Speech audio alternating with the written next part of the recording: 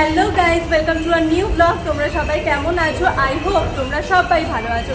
তোমাদের ভালো আশায় আমিও ভালো আছি। আর আজ আরও একটা নতুন ব্লগ নিয়ে চলে আসলাম। আজকের ব্লগটা কি সেটা তো তোমরা থাম্বনেল দেখেই বুঝে গেছো। আজকে আমরা এসেছি ইকো পার্কে। দেখো, ফুল ফ্যামিলি মিলে ইকো পার্কে চলে এসেছি। আর সাবওয়ে দিয়ে এখন ইকো পার্কে এই জাস্ট ইন করলাম। তো চলো দেখতে থাকো। এই দেখো ইকো পার্ক। ইকো পার্কে ঢুকেই প্রথমেই সঞ্জীব চলে গেল টিকিট কাউন্টারের দিকে টিকিট কাটতে, আর মিঠিও গেল সাথে সাথে নাচতে নাচতে। খুবই আনন্দ পাচ্ছে, যেহেতু এতদিন পর আমরা পুরো ফ্যামিলি মিলে এসেছি। প্রতি বছর উইন্টারে 2-3 বার করে আমার ইকো পার্কে ঘোরা হয়ে যায়, বাট এই বছর এই ফার্স্ট আসলাম। আর গত বছর কিন্তু আমি ইকো পার্কের ব্লগ দিয়েই আমার প্রথম ব্লগ করা স্টার্ট করেছিলাম। আর এই বছর এই ফার্স্ট এলাম 2024-এ। তো খুবই ভালো লাগছে, আর ফুল ফ্যামিলি মিলে এসেছি, সেটা আরও আনন্দের একটা বিষয়। আমি এখানে ওদের বলছি চলো খেয়ে নিই, তাহলে ব্যাগটা ফাঁকা হয়ে যাবে, একটু বইতে সুবিধে হবে। এত বড় জায়গা, ব্যাগ ভারী ব্যাগ নিয়ে ঘোরাটা খুব চাপে। ওই জন্য বলছিলাম চলো আগে খাওয়া দাওয়াটা সেরে নিই, তারপরে ঘুরবো। তো ওরা তো যে যার মতো ঘুরেই চলেছে আর ছবি তুলে যাচ্ছে। দেখো কে কার কথা শোনে। দেখো মায়েরা বসে রয়েছে। ওই পাখি ও বুলবুলি, বুলবুলি বুলবুলি। এই যে এই পাখিটা, 5টা জলের বোতল আনা হয়েছে।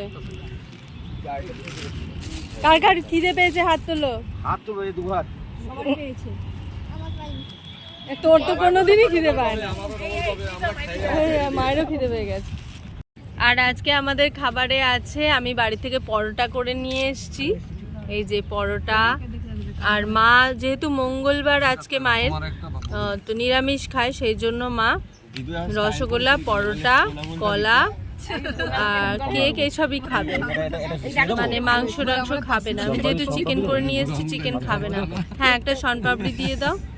অনেক খাবার নিয়ে আসা হয়েছে। আমি তো আজ গ্রিন চিকেন বানিয়ে নিয়ে এসেছি, সকালে উঠে গ্রিন চিকেন বানিয়েছি। আর দেখো চিকেনটা পরে খুলবো, যেহেতু মা এখানে এগুলো খাবে। মা খেতে থাকে। যাই হোক, আমরা পরোটা আর গ্রিন চিকেন দিয়ে আজকের লাঞ্চটা ইকো পার্কে বসে গল্প করতে করতেই সেরে নিলাম। বেশ ভালো লাগলো। আর এখন আমাদের খাওয়া দাওয়া হয়ে গেছে। খাওয়া দাওয়া করে দেখো গান গাইছে, আর সঞ্জীব জুতো টুতো পড়ছে। এই বেড কভারটা গোছাবে এখন, মা দাঁড়িয়ে রয়েছে। আর এই বাচ্চারা এখানে। এর আগে যতবার এসেছি ইকো পার্ক অফিসটা আমার চোখে পড়েনি। যাই হোক, ওইদিকে একটা ফুড কোর্ট আছে। আর এই পাশে জানো তো খুব সুন্দর বড় বড় করে গ্রাম বাংলা বলে সাজানো। দেখো কি সুন্দর বড় বড় পাখা, বেশ সুন্দর লাগছে কিন্তু দেখতে। এই বাঁশ গাছের পাশ থেকে এখানে পুরো একটা বাঁশ ঝাড় দিয়ে বাঁশবন বানানো হয়েছে। আর ওরা দেখো যাচ্ছে ওই দিক থেকে এখন 7 ওয়ান্ডার্সের দিকে। চলো আমরাও যাই। 7 ওয়ান্ডার্স খুঁজতে খুঁজতেই যাচ্ছিলাম, আর চোখে পড়লো তখনই এই গেটটা, ভাস্কর্যে বাংলার ইতিহাস উদ্যান। চলো এখন এর ভিতরে গিয়ে দেখি এখানে কি কি আছে বা কিভাবে সাজানো আছে।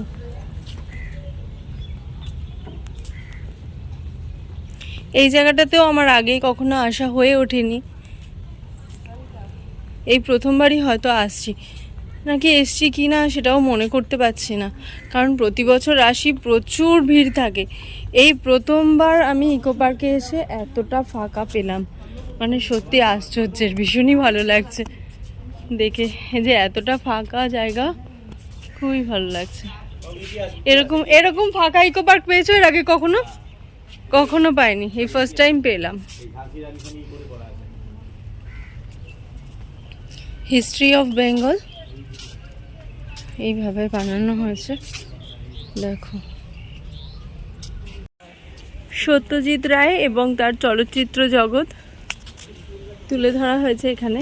বিংশ শতাব্দীর অন্যতম শ্রেষ্ঠ চলচ্চিত্র পরিচালক হিসাবে বিবেচিত সত্যজিৎ রায়, তার জন্মগ্রহণ এবং তার বিভিন্ন কার্যকলাপ এখানে ফুটিয়ে তোলা হয়েছে। দেখো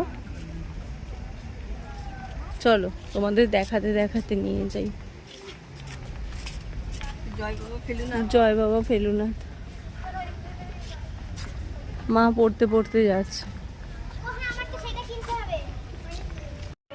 আর এই জায়গাটা দেখো কত সুন্দর লাগছে দেখতে, সবাই খেলাধুলো করছে। আর এখানে না এই সাইকেলগুলো ভাড়া পাওয়া যায়, তোমরা চাইলে এই সাইকেলগুলো নিয়েও ঘুরতে পারো। 30 মিনিট 150 টাকা। 7 ওয়ান্ডার্সের টিকিট কাউন্টার। সঞ্জীব আর প্রহ্লাদ গেল টিকিট কাটতে। আর এই যে এই দিকটা হচ্ছে এন্ট্রি, 7 ওয়ান্ডার্স এন্ট্রি বলে লেখা রয়েছে দেখো। এখান থেকে আমরা ভিতরের দিকে এগিয়ে যাব।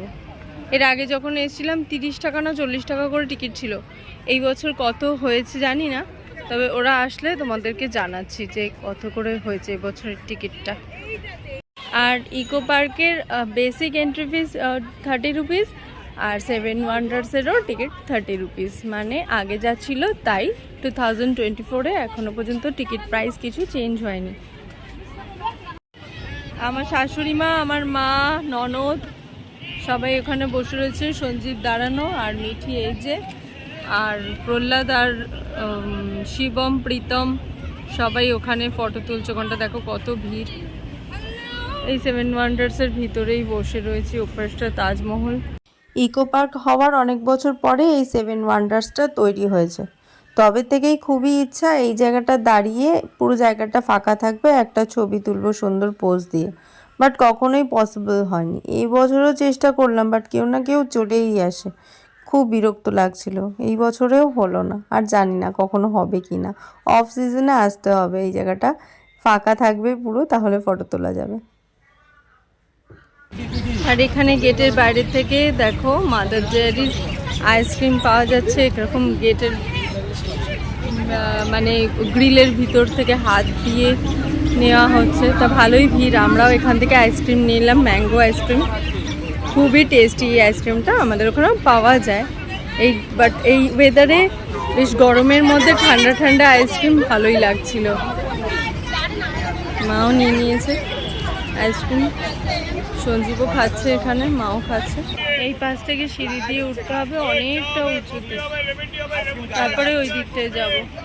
আর ইকো পার্কে ফার্স্ট টাইম আমি দেখলাম প্রচুর স্কুল স্টুডেন্টরা এসছে, মানে স্কুলের স্যাররা টিচাররা নিয়ে এসেছে আর কি স্টুডেন্টদের ঘোরাতে। আর প্রচুর প্রাইভেট টিউটারও এসছে যারা কোচিংয়ে পড়ে, স্টুডেন্টদের নিয়ে ঘুরতে এসেছে।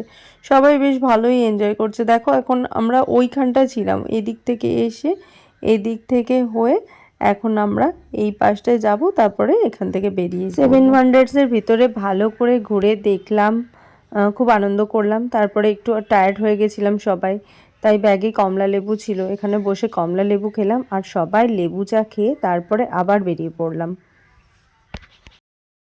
এতক্ষণ গরম লাগলেও এবার রোদটা কিন্তু একেবারেই নেই, বিকেল হয়ে গেছে, ভালোই ঠান্ডা ঠান্ডা লাগছে, তাই সবাই সোয়েটার জ্যাকেট পরে নিয়েছে। কিন্তু আর এই সামনের জায়গাটাও খুব সুন্দর। এখানে দেখো এরা কি করছে, ও এখানে খুব সুন্দর সুন্দর ফুল আছে, এরা দেখে লোভ সামলাতে পারেনি, অমনি ফুলের ফটো তুলতে চলে এসেছে। তারপরে আবার হাঁটতে হাঁটতে যেতে যেতে রাস্তায় পড়লো এই ফুড কোর্টটা, আর এখানে প্রচুর ফুচকা স্টল ছিল, যেখান থেকে আমরা দাঁড়িয়ে সবাই মিলে ফুচকা খেলাম। খুব একটা ভালো ছিল না, বাট ঠিকঠাক। আর এখানে দেখো এরা বসে আবার চিপস খাচ্ছে।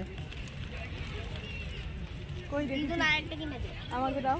ও বাবা এত চিপস, বড় বড় চিপসের প্যাকেট কিনেছে। রোজ গার্ডেন যাচ্ছে এই পাশটা দিয়ে, আর এই লেফটে পড়লো একটা বড় ফাউন্টেন, খুব সুন্দর গ্রিন কালার দেওয়া, খুব ভালো লাগছে দেখতে। আর ওইখানে মনে হয় একটা ছোট্ট ফাউন্টেন আছে, রেড কালারের দেখা যাচ্ছে দেখো হালকা হালকা। চলো আমরা ওই দিকটা দিয়ে এগিয়ে যাই। এখানে রেড, ইয়েলো, পিঙ্ক দেখো বেশ সুন্দর সুন্দর। এই দেখো রোজ গার্ডেন থেকে বেরোতেই চোখে পড়লো এই মিউজিক্যাল ফাউন্টেন শোটা। এটা রেগুলারই ইকো পার্কে হয়, সন্ধ্যে 6টা থেকে মনে হয় স্টার্ট হয়ে যায়, তো আধা ঘন্টা ধরে এটা চলে। এর আগে যখন এসেছি তখন এই ফাউন্টেনগুলো আরও ভালো ছিল, অনেক ফ্লো ছিল, আরও কালারফুল ছিল। এখন অনেকটাই আগে থেকে খারাপ হয়ে গেছে, খুব একটা ভালো লাগছিল না দেখতে, আর খুব ঠান্ডাও লাগছিল। ঠান্ডার মধ্যে দাঁড়িয়েছিলাম আর এই জলগুলো এসে এসে গায়ে লাগছিল, খুব শীত লাগছিল। একটু চা কফি খেলাম, আবার কেক টেক ছিল ব্যাগে, সেগুলো আবার খাওয়া হলো।